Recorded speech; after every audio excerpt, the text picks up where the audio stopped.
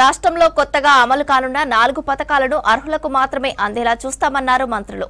ఎలాంటి పక్షపాతం లేకుండా నిరుపేదలకు పారదర్శకంగా స్కీమ్స్ అమలు చేస్తామన్నారు. ఎలాంటి ఆర్థికంగా ఇబ్బందులు ఉన్నా సంక్షేమాలు ఆగవన్నారు మినిస్టర్స్. మరోవైపు హైదరాబాద్ సెక్రటేరియట్లో వివిధ శాఖల అధికారులతో రివ్యూ చేశారు మంత్రులు.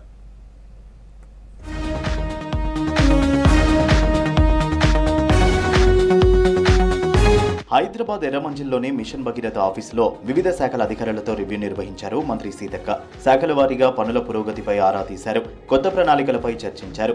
ఉద్యోగుల పనితీరును మెరుగుపరుచుకోవాలని సూచించారు. కార్యక్రమంలో పంచాయతీరాజ్ గ్రామీణాభివృద్ధి శాఖ కార్యదర్శి లోకేష్, డైరెక్టర్ సృజన, టీజీఐఆర్డీ డైరెక్టర్ నిఖిల పాల్గొన్నారు. గర్భిణీలు, బాలింత, చిన్నారులకు పౌష్టికమైన పోషకాహారం అందాలన్నారు మంత్రి సీతక్క. ప్రతి నెలలో ఒకసారి ఫోన్ ఇన్ విత్ పేరెంట్స్ కార్యక్రమాన్ని నిర్వహిస్తామన్నారు సీతక్క.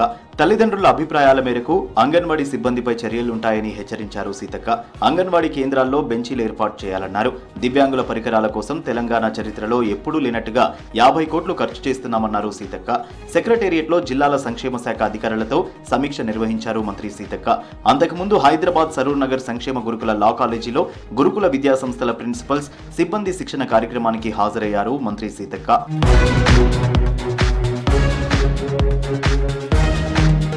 రాష్ట్రంలో కొత్తగా రానున్న పథకాలను అధికారులు పారదర్శకంగా అమలు చేయాలన్నారు మంత్రి దామోదర రాజనరసింహ.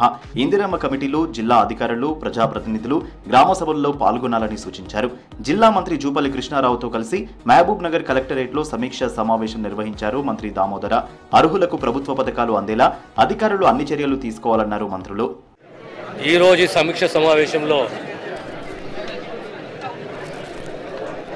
అంశాలు సమీక్షించి మేము కూడా మా గౌరవ శాసనసభ్యులే కానీ, ఇందిరమ్మ కమిటీసే కానీ, మంత్రులు, ఇన్ఛార్జ్ మంత్రిగా మేమందరం కూడా ఈ 5 జిల్లాలలో కనీసం ఒక 2 గ్రామాలు సందర్శించాలి, గ్రామ సభల్లో పాల్గొనాలి, వారితో ఇంటరాక్ట్ కావాలి. ఈ 4 పథకాలు ప్రజలకు చేరే విధంగా, సరైన లబ్ధిదారుని గుర్తించే విధంగా ఈ కార్యక్రమాన్ని చేపట్టాలి. ఖమ్మం పత్తి మార్కెట్ను 100 కోట్లతో అభివృద్ధి చేస్తామన్నారు వ్యవసాయ శాఖ మంత్రి తుమ్మల నాగేశ్వరరావు. రైతులకు, వ్యాపారులకు ఇబ్బంది లేకుండా ఆదర్శవంతమైన మార్కెట్గా తీర్చిదిద్దుతామని హామీ ఇచ్చారు.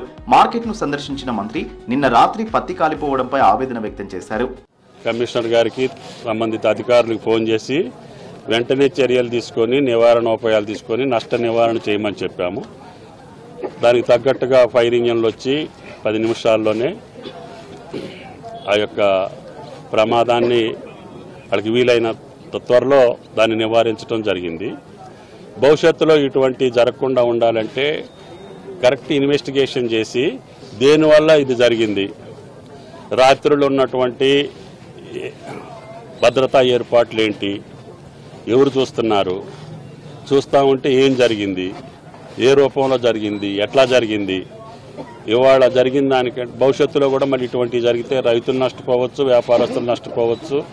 దీనివల్ల పట్టణం మధ్యలో ఉంది కాబట్టి అటువంటి పరిస్థితి రాకూడదు. జాతీయ పసుపు బోర్డు చైర్పర్సన్ పల్లె గంగారెడ్డికి శుభాకాంక్షలు తెలిపిన మంత్రి తుమ్మల నాగేశ్వరరావు రాష్ట్ర ప్రభుత్వం తరఫున పసుపు బోర్డు ప్రగతిలో కావాల్సిన సహాయ సహకారాలు అందించే విధంగా కృషి చేస్తానని తెలియజేశారు. తెలంగాణ పసుపు రైతుల ఆకాంక్షలకు తగ్గట్టుగా ఉన్నత స్థాయికి చేర్చాలని సూచించారు. అంతర్జాతీయ స్థాయిలో మార్కెటింగ్ అవకాశాలు మెరుగుపరుస్తారని ఆశిస్తున్నట్లు చెప్పారు తుమ్మల. కృష్ణా ట్రిబ్యునల్ విచారణలో కీలక పరిణామం చోటు చేసుకుంది. అంతర్రాష్ట్ర నదీ జలాల వివాద చట్టంలోని సెక్షన్ 3 ప్రకారమే తొలుత వాదనలు వినాలని జస్టిస్ బ్రిజేష్ కుమార్ ట్రిబ్యునల్ నిర్ణయించింది. ఢిల్లీలో సీఎం రేవంత్, ఇరిగేషన్ మినిస్టర్ చేసిన ప్రయత్నాలు ఫలించాయి. అంతర్రాష్ట్ర నదీ జలాల వివాద చట్టంలోని సెక్షన్ 3 ప్రకారమే రాష్ట్రాల వారీగా నీటి కేటాయింపులపై విచారణ చేపట్టనున్నారు. వచ్చే నెల 19 నుంచి 21 వరకు వాదనలు విననున్నట్లు స్పష్టం చేసింది జస్టిస్ బ్రిజేష్ కుమార్ ట్రిబ్యునల్.